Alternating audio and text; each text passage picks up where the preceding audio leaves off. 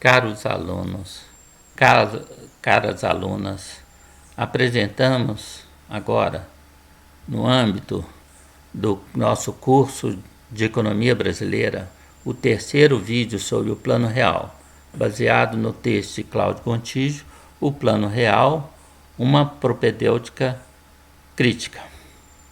Vamos continuar apresentando os antecedentes do plano, né? Já falamos sobre privatização, sobre déficit público, sobre várias coisas. Agora nós vamos falar sobre abertura comercial, né? Que, assim como a privatização, também teve início no governo Sarney, com a reforma tarifária de maio de 1988, com a redução de alíquotas de importação e a restrição de determinadas barreiras não tarifárias. Outra redução ocorreu em setembro de 1989, que se viu acompanhada de outras medidas liberatórias, né? Mas a consolidação da abertura comercial cristalizou-se somente durante o governo Collor de Mello, ou os governos, né? O governo Collor de Mello, né? Avançando durante também, né, nos governos do Itamar Franco e Fernando Henrique Cardoso. E aqui nós temos o cronograma de abertura comercial do Brasil, né, em termos de tarifária, né. Nós temos que em 1991, né, já estamos em pleno período Collor, né, a tarifa média, né, teria caído, eu acho que era de 40% ou mais, alguma coisa assim, não me recordo bem, já estava em 25%, né, 25,3%. E o cronograma era 21%, né, 17%, 14% e 12%, 12,6% em 1995. Né? Bem, e nós já falamos sobre abertura comercial. Né? Aliás, a abertura comercial brasileira foi feita de forma unilateral, sem negociação. Podíamos ter negociado no GATT. Podíamos ter negociado, né, com os parceiros comerciais principais, mas não fizemos. Né? E, além disso, né, a redução de tarifas é péssimo para o país, né? Causa a desindustrialização, né? Como mostrou o acordo de Metten, né, de 1776, né, entre 1706, né, entre a Inglaterra e Portugal, né, um acordo de livre comércio, né, troca de vinho português por produto industrial, tecido, que era produto industrial, né, representava os produtos industriais da Inglaterra. Né? O que aconteceu? A incipiente indústria de tecidos, que já estava exportando de Portugal, acabou. Né? E aí, Portugal, enquanto tinha ouro no Brasil, nadou de braçada. Depois acabou o ouro. Né? Aí se transformaram, né, num país subdesenvolvido. Né? Bem, então é essa a história. Né? Quer dizer, abertura comercial é bom para países que já estão com indústria a nível de concorrência, a nível com competitividade internacional. Sempre foi a bandeira dos países que se industrializaram e saíram na frente. Né? Foi o caso da Inglaterra, né?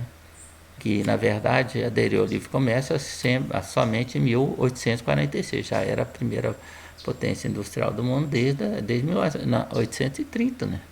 1830. E não teve país que se industrializou, né, sem tarifas, aliás, teve, né, mas com restrições. Né. O Japão, as tarifas foram mantidas baixas por imposição de tratados desiguais estabelecidos até 1895. Por isso, na verdade, que o tratar para se desenvolver, o Japão recorreu a empresas estatais e a subsídios, né, a ação estatal. Né. Os Estados Unidos foi um marco de tarifas elevadas durante todo o século XIX. Né. Teve alguns períodos de tarifas mais baixas que foram por causa de pressão dos estados sulinos, que estados escravocratas, né, que eram defensores do livre comércio, é claro. Né. E nós tivemos, né, toda a industrialização inglesa, né, foi a primeira industrialização inglesa, né, foi favorecida pelas tarifas de importação, né, muito elevadas. Né. já falamos dos Estados Unidos, podíamos ir. Coreia, né? Coreia foi um grande exemplo, né? As pessoas colocam a Coreia, a industrialização da Coreia, como exemplos, né, de capitalismo que deu certo sem ação estatal. Isso é uma mentira, né? Mentira ou ignorância, né? Então é só dar uma estudada para ver que a coisa não é assim. Bom, negociação da dívida externa, né? Tiveram início no governo Figueiredo, quando fracassou a tentativa junto ao FMI do Banco Mundial, né, em setembro de 1982, né, de que, dada a excepcionalidade brasileira, o Brasil poderia continuar operando no mercado privado até a solução da crise internacional. Só que a crise tinha vindo para ficar, né? Tá certo? E também o Fundo Monetário Internacional e o BID eram instituições, né, de defesa dos interesses dos banqueiros, e não de países como o Brasil, né? O Brasil vai fechar acordo, aí o Brasil vai ter que ir ao FMI, né, vai fechar o acordo com o FMI em dezembro do mesmo ano, né? E aí nós temos, né, em 1983 a recessão promovida porque é de 1981, eu acho que eu falei errado no vídeo passado, né? Foi provocada por uma política do Delfim Neto, né, que seguiu, digamos assim, a receita do FMI, né, receita ruim, mas seguiu a receita. Agora nós já temos, né, a política não monitorada pelo FMI, né. Só que em 1984, né, graças às estatais, né, graças ao segundo PND, o Brasil, as exportações se aumentaram muito, né, você diminuiu a importação de petróleo, o Brasil já não importava fertilizantes, aço, várias coisas que ele passou, inclusive, a exportar, né. E aí você teve um grande saldo na balança comercial em 1984, aí você suspendeu as negociações com o fundo, que estavam sendo muito... O fundo, apesar de tudo que foi feito, do grande reajuste, né, que foi feito, mas que aumentou a inflação, né? O fundo queria outras medidas. Bom, isso não interessa, né? Em junho de 1984, tem a reunião de Cartagena das Índias, né, que é esse lugar lindo aí, ó, né? É um lugar que eu ainda quero ir na minha vida, né? Passar aí, deve ser caríssimo, né? Passar uma semana, sei lá, 10 dias aí nessa maravilha, né? Preciso ter dinheiro, eu preciso ganhar dinheiro primeiro. Os países da América Latina exigem que as condições impostas aos países endividados fossem amenizadas. É um grupo de países que vai... né? Só que aí o que acontece? Na verdade, vem a resposta dos credores, né? Quase um ano depois mais de um ano depois, vem o Plano Baker, que foi anunciado em outubro de 1985. Quer dizer, o acordo de Cartagena foi em junho, né? E mais de um ano depois, como nós falamos, né, vem a resposta dos credores através do Plano Baker, né? Anunciado, que era do Tesouro Americano, secretário do Tesouro Americano, anunciado em outubro de 1985. O BID disponibilizaria 9 bilhões de dinheiro e os bancos 21 bilhões de dinheiro novo em 3 anos, 7 bilhões por ano, na verdade. Mas os países endividados teriam de implementar reformas liberalizantes.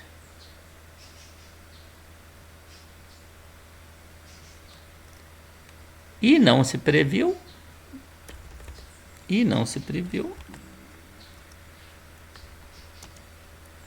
qualquer redução dos encargos da dívida. Quer dizer, você só vai ficar mais endividado ainda. Certo? Você vai ter uma folguinha durante 3 anos, né? Mas mas vai se endividar mais ainda. Bom, que plano bom, né? Bom para quem, né? Ora, com isso os bancos endureceram a sua posição, porque agora na verdade, estão com o apoio que sempre tiveram, né? Mas agora um apoio anunciado. Por quê? Porque se você pressionasse os bancos, eles falaram, não, já tem você siga o plano Baker, que nós te emprestamos dinheiro, né? Tá certo?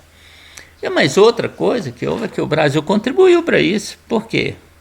porque o ministro Francisco Dornelles, né, foi o primeiro ministro de Economia, de Finanças do governo Sarney. Né? O Sarney, na verdade, herdou a equipe, que era péssima, do Itamar, do Tancredo Neves, né? Que não assumiu, né? Ganhou, mas não levou. Né? E o ministro dele era o ministro Dornelles. Né? E o ministro Dornelles boicotou a posição brasileira, adotou uma postura de não confrontação com a comunidade financeira internacional. Então ele esvaziou o próprio, que o principal país, tinha dois grandes países, né? Na verdade tinham três, mas tinham dois grandes países, né, que, digamos assim, foram os mais importantes do encontro de Cartagena, que era o Brasil e o México. Né? Bom, mas o Brasil era o mais importante. O Brasil, né, com o Dornelles, ele, na verdade, recuou da sua posição. Aí o pessoal de Cartagena, né, os outros países latino-americanos, né, ficaram numa situação insustentável. Né? Você tinha pressão dos bancos internacionais, o plano Baker dando apoio aos bancos internacionais, e o Brasil roeu a corda.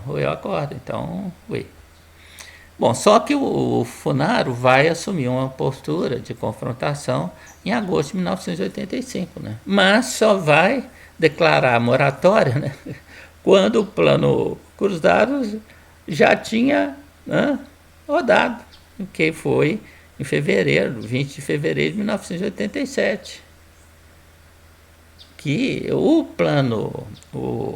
a moratória, se tivesse sido declarada em março, abril, maio de 1986, poderia ter ajudado, não evitado, né, o fracasso, mas poderia ter ajudado um pouco o plano real, o plano cruzado. Mas não se deixou para muito tarde, né? Aí já era tarde demais, né? Mesmo assim, 8 países da América Latina vão seguir o Brasil, vão declarar a moratória também. Olha a importância, o que o Brasil poderia ter feito, né, no ano anterior, tá certo? Né? Logo depois o Brasil já estava com o problema externo solucionado, ele teria declarado a moratória, que fosse uma moratória branca. Quer dizer, você não precisa ir na televisão e falar assim, estou declarando moratória. Você podia combinar com os países de Cartagena, né, mas lá América Latina, e dar uma moratória branca, atrasar de propósito, né? De propósito. Bem, sem anunciar. E os outros países fariam o mesmo. Eles fariam mas o que houve já em 87, né, foi uma pressão enorme sobre os países, os países envolvidos, os bancos internacionais. Né? Bom, então a moratória latino-americana pressionou os bancos credores. E começa uma coisa importante, né? Em maio, o Citibank começa a provisionar, né? Fazer provisões para possíveis, eventuais perdas, né, por conta da dívida latino-americana. Né? Provisionou 3 bilhões. Isso aí já sinalizou para o mercado, porque todos os outros bancos fizeram o mesmo. E outra coisa importante, né, aí, os preços, né, do valor, os títulos referentes à dívida norte-americana, à dívida dos países latino-americanos, eram negociados no mercado. E o valor de mercado deles caiu, né, com isso, porque falou, poxa, veio a moratória de 9 países da América Latina. O Citibank provisionou, é porque vai haver calote mesmo, vai haver perda. E aí, os títulos... E aí, como vai dizer o Paulo Batista Nogueira Júnior, né, gera-se assim a oportunidade de equacionar o problema da dívida em bases mais duradouras, recorrendo a métodos de reestruturação que permitisse a absorção pelo país devedor, dos deságios, né, praticados no mercado e que conduzissem assim a uma redução expressiva da dívida ou das taxas de juros. Quer dizer, você desanuviou, pelo menos, começou a ter uma nova luz no fim do túnel e não é um trem. Bom, é claro que... Por que os países não recompraram suas dívidas no mercado? Teve país que fez, né? Teve país que fez, nós vamos contar, né? E na época, eu lembro de ter lido, né, que a Costa Rica estava fazendo isso debaixo do pano. Né? Por quê? Porque nos contratos da dívida com esses países impedia-se, com os bancos credores, né, impedia que se fazia isso. Mas o Brasil podia ter entrado nesse mercado, comprado de qualquer maneira, azar, vamos para o confronto, tá certo? Não é bem assim. O que eu estou falando é um processo que é difícil, né, mas um processo que poderia ter sido muito favorável para o Brasil, né? Só que o Funaro, né, perdeu a bola da vez, né? Perdeu a oportunidade, né? E depois vem o ministro Bessa. O ministro Bessa tem uma posição interessante sobre isso, né? Ele apresentou em Viena, em 4 de setembro de 1987, e reiterou, né, na reunião do Comitê dos Bancos do dia 25, né, uma proposta, né, que os bancos credores deveriam securitizar suas dívidas, emitir títulos com taxas de juros inferiores, o que permitiria ao Brasil se apropriar da parte da queda do valor da dívida. Tá certo? Então, ele securitiza, vende a sua dívida no mercado. Isso significa que os bancos credores iam tomar prejuízo, claro, né? Mas, na verdade, a dívida que eles... o ativo que ele tinha, o valor do mercado já estava lá embaixo, por causa dos descontos. Poderia ter... quer dizer, você... Né? E eles já estavam provisionando, né? Provisionando, porque depois do Citibank, todo mundo começou a provisionar recursos para eventuais perdas, né? Bom, o bloco dos credores, apoiado pelo governo norte-americano, rejeitaram com indignação, principalmente porque vinha de um país desenvolvido, subdesenvolvido e um país devedor, né? E uma das coisas importantes que aconteceu, né? Quem conta isso é o Paulo Batista, né? Que o Bresser foi muito criticado pela Rede Globo, pela Quinta Coluna, que defende os interesses do capital internacional, né? Criticaram a proposta brasileira, né? Que teria vazado, né? E aí, o que ele fez? Ele viu que ele não tinha apoio no país, a opinião pública, quer dizer, os jornais, né? E que os títulos da dívida poderiam ser rebaixados para a condição de velho impaired. E se fossem, né, o Brasil poderia perder as linhas de crédito comercial que ele teria, né?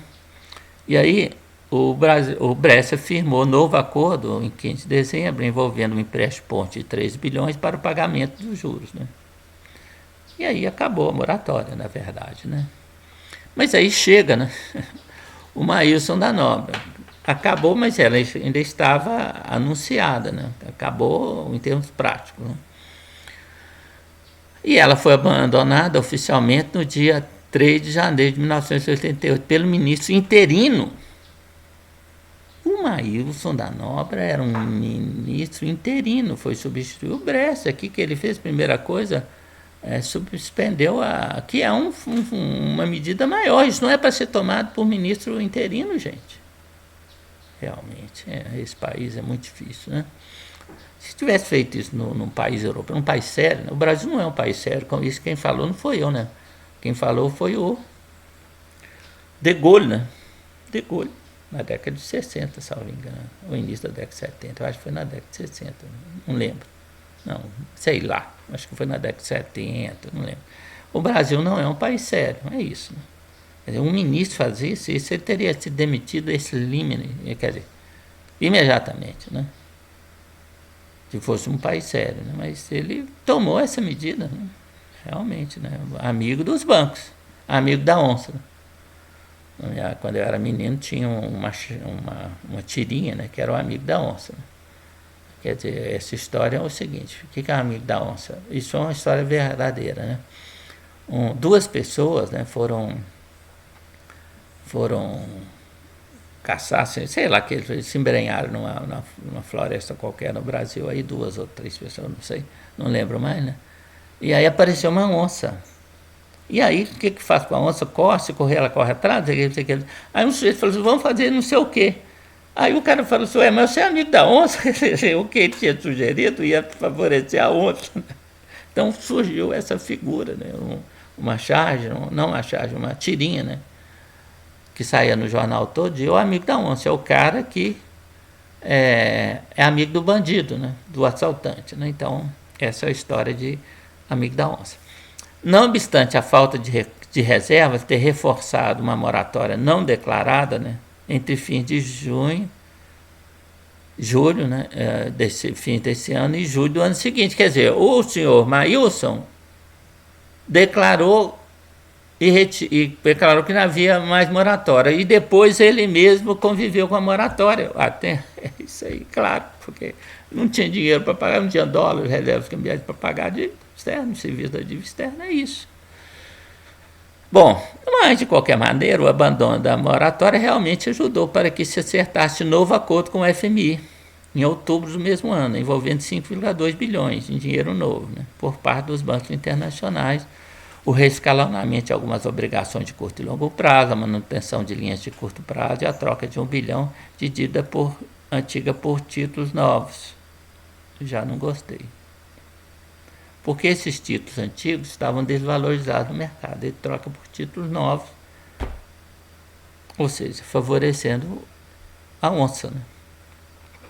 Em dezembro de 1987, o México firmou acordo com o Morgan. Isso aqui é um acontecimento importante, né? Quer dizer, em dezembro de 1987, né, observe que já teve a proposta do Bresser, que foi descartada, né? O México firmou acordo com o Morgan Guaranty Trust, né, para leiloar parte da dívida do país. O Bank of Boston e o American Express Company seguem o exemplo.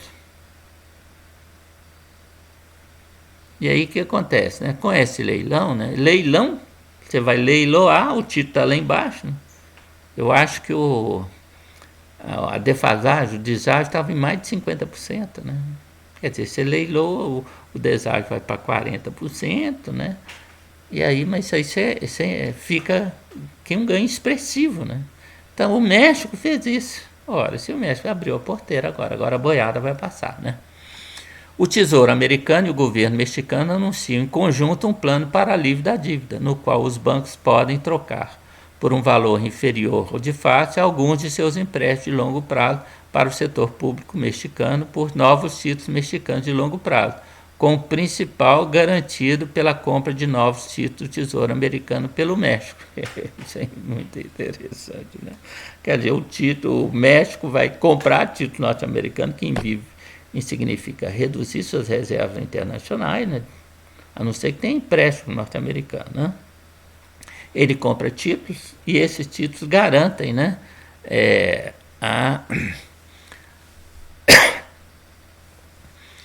garantem o novo acordo. Quer dizer, eu tenho uma dívida de 100 milhões, 10 bilhões de dólares.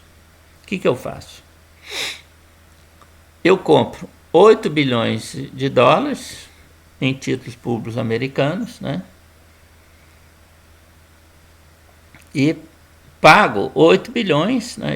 Desculpe, minha dívida vai ser reduzida e aí eu compro minha dívida de 10 bilhões, né, por 8, ou troco os títulos, né?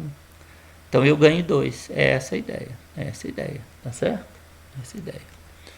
Bom, então aí vem, né, o plano BRAD, vai surgir com isso, né, da generalização dessa experiência. Ou seja, você vai securitizar, os bancos vão securitizar, é claro que vão ser voluntários. Por quê? Porque o governo americano, né, e até porque nós estamos num pleno processo de globalização financeira. A orientação da economia americana, que era para a indústria, né, agora está voltada para o sistema financeiro, né? Então você não pode mandar em quem manda em você, né? Porque quem manda no governo, andava o governo americano, já eram os bancos, né? Então você não pode forçá-los, né? Podia, né? Você podia forçar um pouco a barra, né? A securitizar os títulos. O que é? É vender sua dívida, né? Então você securitizaria, né, a dívida externa, né, e haveriam trocas de títulos de dívida por bônus segurados por título do Tesouro Americano adquiridos para tal. Esses novos títulos, esses novos bônus seriam os BRADs ou BRAD Bonds, né, incorporando redução do seu principal dos juros, ou dos juros, não dos dois. Redução determinada pela negociação com cada país e tendo em vista os riscos associados para instituições credidoras. Conversão de dívida em investimentos dos países credores, né? 39 países devedores reduziram em 20% sua dívida nos 3 anos subsequentes. Foi bom, mas não, o plano BRAD já foi. O que foi o plano BRAD? Não foi um plano para redução da dívida, foi um plano para minorizar, né, a redução do valor da dívida dos bancos credores. Quer dizer, vamos dizer assim, o que foi o plano BRAD? Quando você teve negociação do México, ficou claro que isso ia acontecer com todo mundo, né? E aí, vamos supor, como os títulos da dívida estavam sendo vendidos a 50% do seu valor, os bancos podiam, os países credores podiam ficar com 30%, 40% dessa redução, né? Quer dizer, de 50%, né? Eles iriam pagar, em vez de 50%, pagavam 60%, porque tem que dar uma margem de ganho para o banco, né? Para o banco comercial se interessar.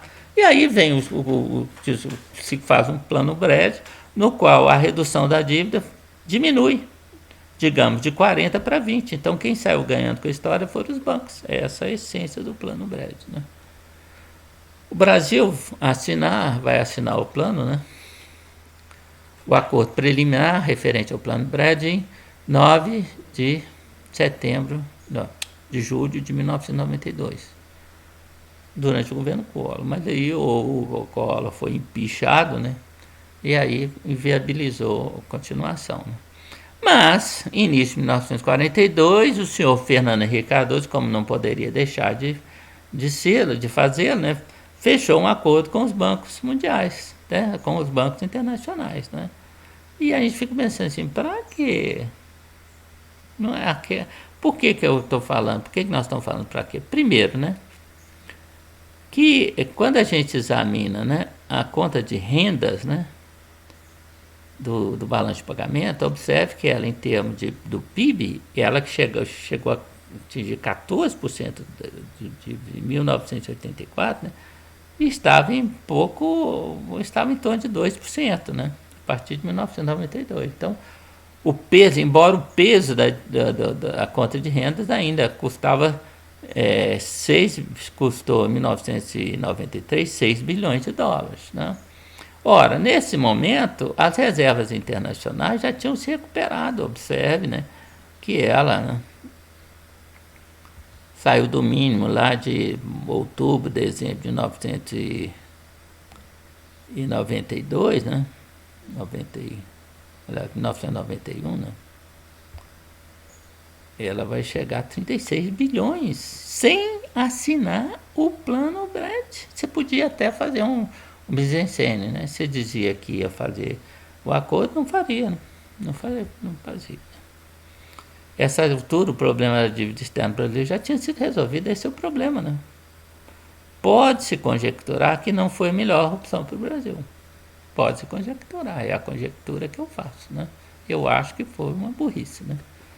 Mas, para quem é amigo da onça, né, é assim, né? Bem, então vamos agora, né, tratar da segunda parte do nosso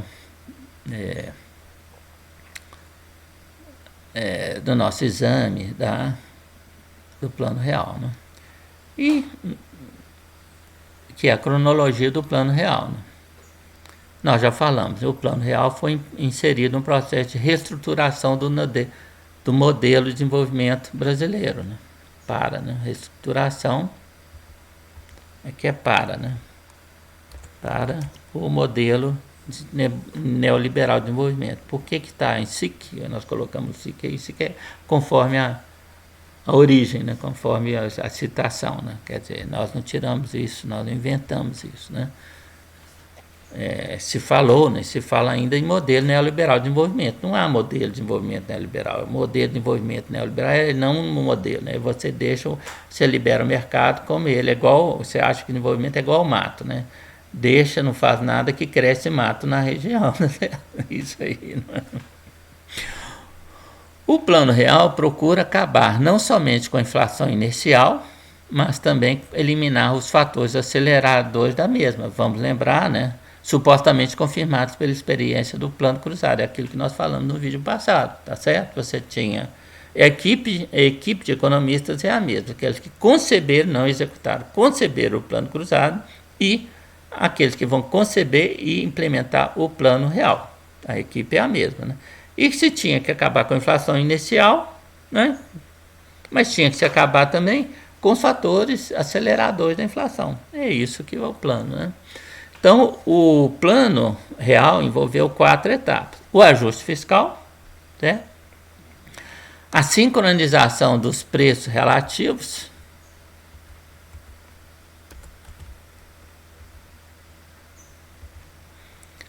a ser alcançada pela moeda indexada, segundo a formulação do Plano Larida. Quer dizer, você não ia recorrer mais ao congelamento, né, para acabar com a inflação inicial, você ia recorrer à moeda indexada. Né.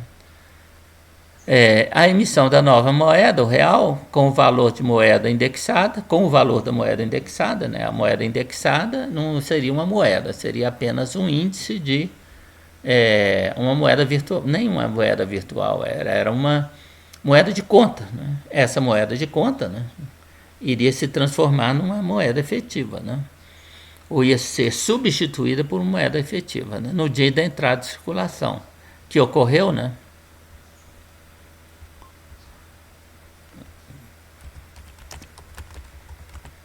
em 1º de junho do mesmo ano, julho do mesmo ano, não é?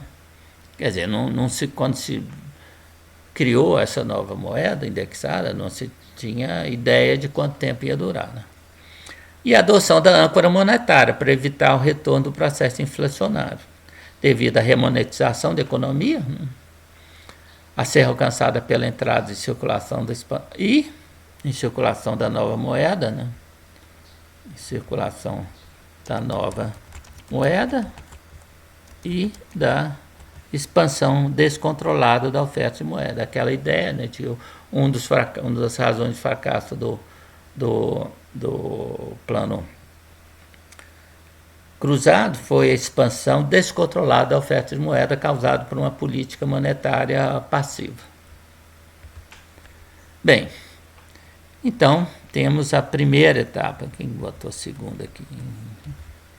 Primeira etapa, né, o ajuste fiscal. Bem, em início da década de 90, era consensual a necessidade de um ajuste fiscal. Não? Só que o que acontecia? Não havia desajuste fiscal no Brasil. Já falamos sobre isso. Né? Isso contrastava com a situação fiscal efetiva do Brasil, que estava em equilíbrio desde o Plano Collor. Né? Aqui nós colocamos, né, a situação, e aqui já colocamos, né, o déficit público, né, operacional, necessidade de financiamento déficit operacional, né, em termos, né, não do todo o setor público, incluindo as estatais, o que é equivocado, né, e é equivocado também conseguir colocar o setor público estadual, né, e os municípios, né, mas observe, não há déficit público, né, há superávit, está vendo esse azul aí, né, não, quer dizer, você vai ter em 1992, né, algum déficit, mas com exceção de um trimestre, aí, né, o resto está tudo abaixo de 2%, ou 2 e pouquinho por cento. E, na verdade, esse déficit aí é resultado das elevadas taxas de juros. Quer dizer, todo mundo que fala em reajustar o setor público esquece o problema das taxas de juros, né? aqui estão os dados, né? O governo federal e o Banco Central. Observe, né? Observem, isso aqui é que é bom, importante. O resto as pessoas consideram, mas indevidamente, né? Observe o déficit, quer dizer, operacional. Vamos pegar só o déficit. O déficit é pequeno, gente, né? O maior aí é 2% no segundo trimestre de 1992. O resto não chega a 1%. No segundo trimestre de 93, né, você tem uns superávites. Né? E se você pegar o conjunto do setor público, né, atendendo a reivindicação, né, daqueles que acham que tem que considerar tudo, observe. Não tem déficit. Não, teve déficit aqui. No segundo teve um déficit acima do limite matriz, né? Aqui, né? 2,3, não, desculpa, 4,2%, oh, que horror, em segundo trimestre de 92. O resto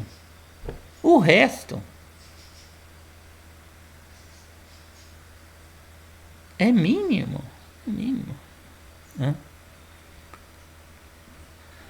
Um plano de ação integrada. Então, não tinha déficit público, quer dizer, você vai fazer um ajuste fiscal e não tem déficit público, que ideia é essa? Tenha paciência, né, gente? Tenha paciência.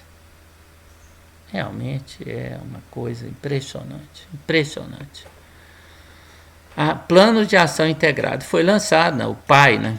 Quer dizer, vai ser lançado, né? Ok, né? Não obstante, o plano real envolveu um novo ajuste fiscal para eliminar um déficit que não existe. Através do aumento da carga tributária, né, do plano e da redução das despesas. Veio através do plano de ação integrada e do Fundo Social de Emergência. Né? Então,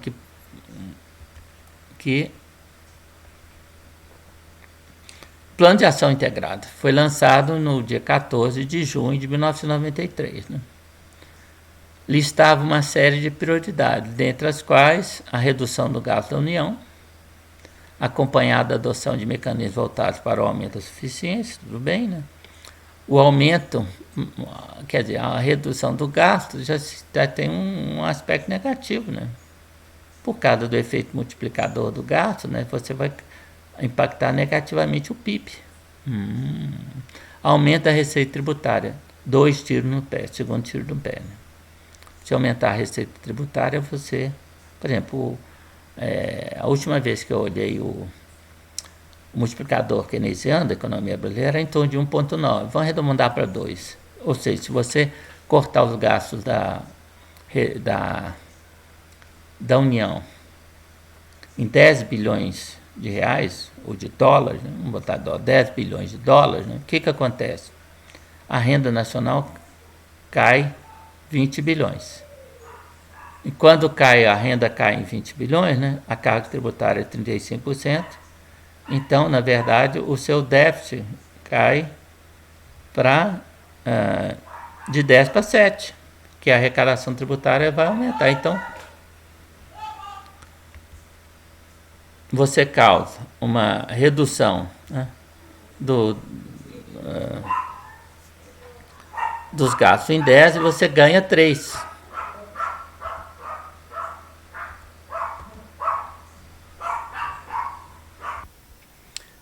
Bem, então, além disso, né, tivemos o aumento da receita tributária, que nós já falamos do segundo tiro no pé. Né? Por quê? Porque também resulta em redução do nível de renda. Tá certo? Bom, a conclusão do processo de negociação da dívida dos estados e municípios com a União, porque os estados, a dívida estadual, né, estava crescendo aceleradamente. Porque os estados são gastadores, a União não era? Não, o problema foi os juros. Olha os juros que prevaleceram durante todo esse período. Quer dizer, o Collor, na verdade, né, tinha eliminado o problema da dívida pública federal, não é? a dívida pública estadual não, mas as taxas de juros já prevaleceram antes e que vão prevalecer depois, né, fazem com que aumente a dívida pública. Isso, o problema, né, ao contrário do que tem gente aí que diz, né, o problema das contas públicas brasileiras, nós já mostramos isso, era em grande período, em grande parte, em muitos anos, né, foi o grande problema. Né?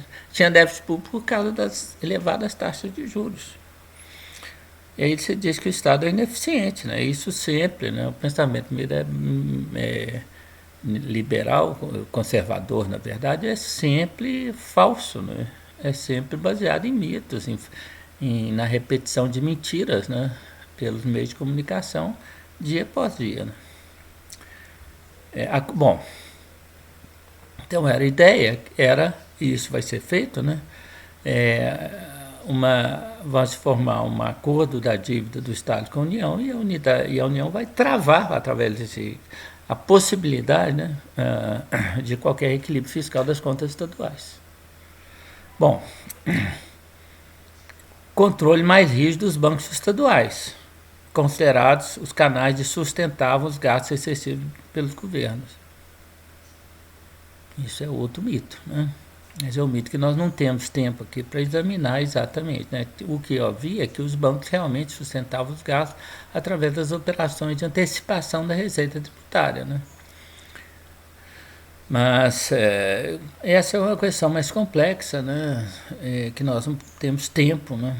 Tem um livro do Lopreato, né, sobre isso que vale a pena ler. Bem, o saneamento dos bancos federais, o aperfeiçoamento do processo de privatização das estatais, com o que esperava colher frutos importantes para justificar. Olha, isso aqui não é verdade. Né? Isso eu estou usando o texto do Fabrício Augusto Oliveira, do seu livro sobre o assunto, né? E, na verdade, né, o ajuste fiscal, né, o aperfeiçoamento do processo de privatização já tinha sido feito. Né? A privatização ela vai seguir aquela formatação do Persuarida, tá certo? E ela não vai se afastar muito. Né? Então, nós vamos ver isso mais adiante. Né? E se esperava colher importantes frutos para o ajuste? Não se esperava, senão ter-se-ia feito isso já em 1993, né? Então isso é um dos mitos que existe, né? O projeto de privatização do governo Collor, mas principalmente depois do Fernando Henrique Carvalho, vai ser um processo de entregar essas empresas para a iniciativa privada, né? De graça, quase de graça, não é? E não vai se provar, vai se gerar receita fiscal praticamente nula. Né? Os efeitos delas vão ser, na verdade, não vão contribuir em nada para o ajuste público, principalmente porque elas foram insetadas no período, né? Como primeiro envolvendo moedas podres, que nós já falamos, né? Em segundo lugar, pelas altas taxas de juros que vão prevalecer no período. Então, sabe, não... Será que ela tinha esse objetivo? Duvido, né? Quem lê o livro A Privataria Tucana vê qual que foi a finalidade do processo de privatização das estatais no Brasil. Né? Bem, continuando então, né? Quais foram as medidas, né, efetivas previstas no plano de ação integrada? Bem, em primeiro lugar, né? A primeira medida importante seria a recuperação da receita tributária, né, com a aprovação do imposto provisório sobre movimentação financeira, chamado imposto do cheque, né, que veio através da emenda constitucional número 3 de 18 de... Aqui precisa 18 de março de 1993, para vigorar até 31 de dezembro. O que se esperava? Se esperava que com isso o problema fiscal brasileiro, quer dizer, o inexistente problema fiscal brasileiro teria sido solucionado, né? E com combate rigoroso à sonegação. Bom, isso aí sempre tem todo em todo o programa, né? Corte dos orçamentos da União de 6 bilhões de dólares, ou seja, um novo tiro no pé, né? Porque se o multiplicador é 12, então você já vai causar uma redução de 12 bilhões de dólares no PIB brasileiro, né? Pega aquela taxa, a carga tributária teria sido naquela época de 25%, né? 25% de 12 dá 4, né? Então você cortou 6 e obteve 4, né? E aumentou o desemprego e outros problemas, né? Disciplinamento das finanças estaduais, não sei como, né? E controle dos bancos estaduais, contendo a racionalização dos bancos federais. Contenção e racionalização dos bancos federais. Aceleração do processo de privatização, sem efetividade em termos fiscais, como nós já mostramos, né? Tornando mais atrativa para o setor privado a aquisição das estatais. Pelo amor de Deus. O que você está querendo? Você está querendo dar de presente. É isso que você vai fazer. E aí vai ser o impacto fiscal disso nulo, ou até negativo, porque o Estado brasileiro, o setor público, vai deixar de receber os lucros, né? Os dividendos dessas estatais. Fortalecimento da SESC, né? Secretaria Especial de Controle Tributário, que foi criado lá por Delfim Neto, e que, a meu ver, foi um erro. Por quê? Porque você vai tentar controlar burocraticamente as estatais. Na verdade, precisaríamos, né? Teríamos sempre precisado de uma SESC, mas com outra finalidade, não? Com finalidade de planejamento, de outras coisas. Mas essa é outra discussão que a gente não vai encetar aqui, né? Ganhos foram modestos, mesmo quando se consideram os efeitos das privatizações, que renderam somente 160 bilhões de moeda. É o que interessa, o resto é moeda podre, né? Com a perda de dividendos da ordem de 179 milhões, aqui que nós falamos, deu prejuízo. Fundo Social de Emergência. Foi instituído, né, pela Emenda Constitucional de Revisão número 1 de 1º de março de 1994. Para vigorar no exercício financeiro 94 e 95. Novamente, achava-se que em 2 anos você resolveria o problema fiscal inexistente. Pequena majoração dos tributos pela MP número 419 por leis aprovadas, na verdade, no dia 28 de janeiro de 94, né, que causaram pequeno aumento de tributação. Incluiu, isso é o mais importante, a arrecadação foi incluído, né, no Fundo Social de Emergência a arrecadação do IR, o Imposto de Renda, incidente na fonte, sobre pagamentos efetuados para a União, e 20% da receita de todos os impostos e contribuições da União. Então, o que você fez, na verdade? Você suspendeu a transferência de parcela desse recurso para os estados e municípios, porque eles foram participar do fundo. Então, na verdade, você tirou, né, recursos dos estados e municípios. Beleza, né? Um ajuste muito legal esse. Com o nome de Fundo de Estabilização Fiscal, a desvinculação da receita foi prorrogada em 1966 até julho de 97, mas então ocorreu nova prorrogação em 2000, e foi prorrogação atrás de prorrogação, né? Isso ficou conhecido como desvinculação de receitas da União, DRU, né? DRU. Em 2000, né? E foi prorrogada e está prorrogada até hoje. Então, isso que era uma coisa temporária virou permanente, tá certo? Virou permanente. Bom, tirando recursos de Estado e município. Não é à toa que os Estados e municípios hoje têm dificuldade financeira, ué. Perderam recursos. Na verdade, com isso você acabou com o dispositivo constitucional, que era a obrigatoriedade da transferência de recursos. É preciso dizer que o Supremo, não sei se primeiro teve alguma ação de inconstitucionalidade, né, em relação a esse assunto. Essa suspensão de transferências de recursos, né, da União para os municípios e estados. Né. E outro caso, porque você está fazendo isso ao arrepio da Constituição de 98. Né. E também é preciso considerar que o Supremo, sob a pressão de resolver o problema da inflação brasileira, que eles não são economistas, né? E, aliás, muitos economistas continuam, apesar de não ter, como nós mostramos os dados aqui, os dados foram mostrados, né? Não ter déficit público, culpavam o déficit público da inflação brasileira. E aí você faz um monte de coisa que o Supremo engole em nome da estabilização monetária, né? Bem, na verdade, isso tudo foi vestir um santo para desvestir outro. Tenha paciência, realmente. Bem, e aí nós vamos entrar na segunda etapa, que é a etapa da moeda indexada, né? Depois nós vamos ter a terceira etapa. Nós vamos deixar essas duas etapas, né, para um próximo vídeo.